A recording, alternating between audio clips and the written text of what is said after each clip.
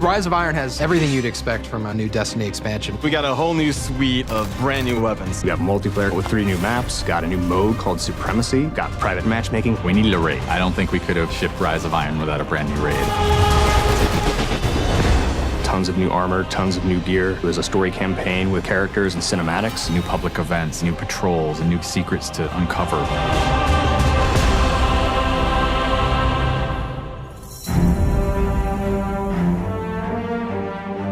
Rise of Iron's about looking at this story that's existed in the Destiny universe, this character, Lord Saladin. I am the lone sentry, and my watch is eternal. It's this journey to understand the past, what happened to these great heroes. The Iron Lords are gone, but our fight is far from over. And through that process, you're saving humanity, you're becoming an Iron Lord yourself, you're getting to wield a giant axe.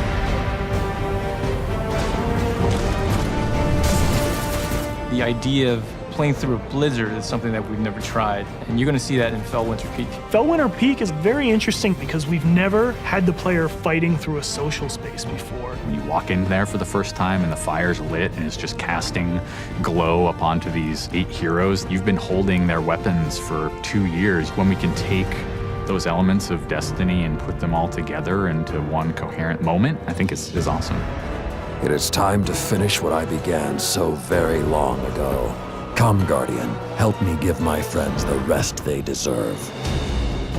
This is the Guardian's journey with Saladin. He's sending you out into kind of a land that's been forgotten in the Cosmodrome. You're going into Earth, but it's changed, it's actually expanded. You'll see the plague lands, post-apocalyptic sky, there's lava welling up from the ground. We know the Devils have been digging into the Cosmodrome for years. They've been looking for something. Well, what they found is Siva. It is a nanotechnology that can be used to shape things, but they're not trying to use it to build, they're trying to use it to destroy. They've started mutating their bodies, turning themselves into giant monsters, transforming the landscape, even of the Cosmodrome, into this horrible, burning fortress world. Hell's loose in old Russia.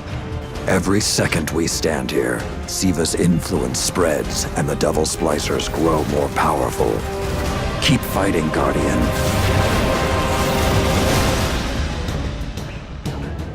After the campaign finishes, you have patrols that really tell the story of this continued infestation in the land. And we have a new strike that shows just what the Fallen are doing with the Siva.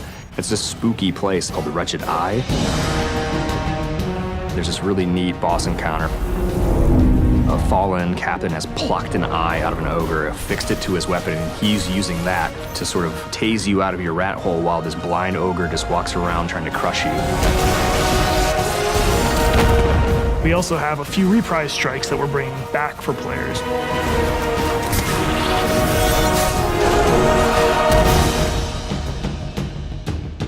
We very consciously set out to create a journey.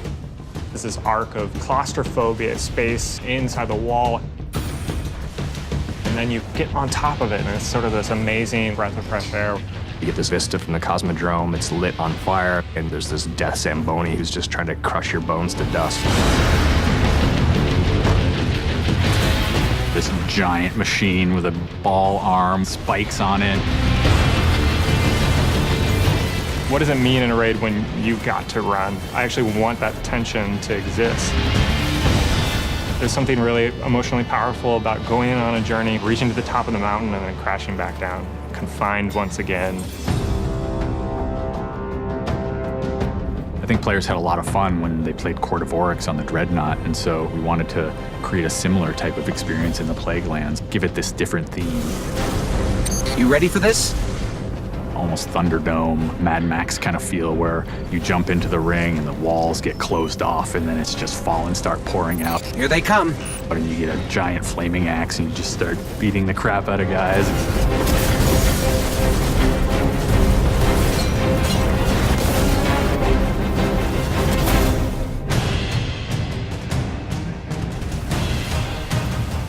We thought, how can we increase the ways that you express the way you like to play?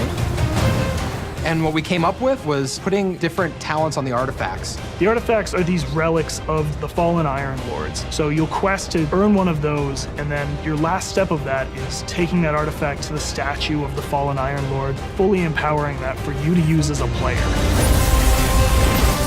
Whether it's negating all the dot damage in the Crucible, or whether it's infinite sprint, or turning Fallen onto your side. Which is really, really cool, by the way. The artifacts that Tyra offers change every week. So there will always be something new and exciting for players following the campaign.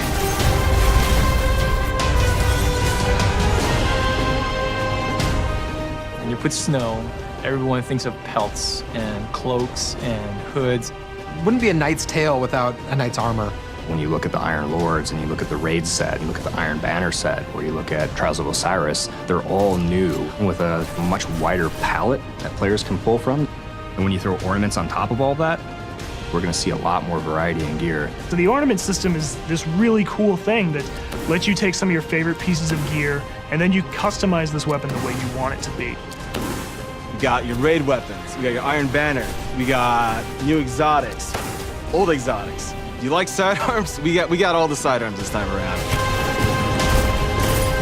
Gallahorn, enough said.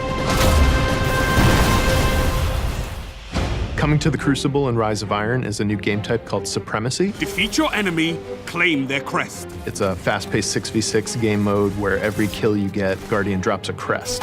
Picking up the crest gives you points. Their glory goes to you, Guardian. It's a constant battle over picking up crests and making sure that you're with your team and not out of position. If you pick up an enemy crest, you deny the enemy those points. Excellent recovery. We have new maps. We always have new maps. There's Last Exit, lots of twists and turns, lots of really good close combat. Then there's Skyline, a Clovis Bray headquarters building on Mars. It's a symmetrical, large map. The last one is Floating Gardens, which is an open map. One thing we're really excited about in Rise of Iron is the introduction of private matches. Can't wait to see what people are going to do. They're going to go fire up whatever match they want, play with their friends, host tournaments, have fun arcadey games. They don't have to worry about our matchmaking stuff. They can do it all themselves.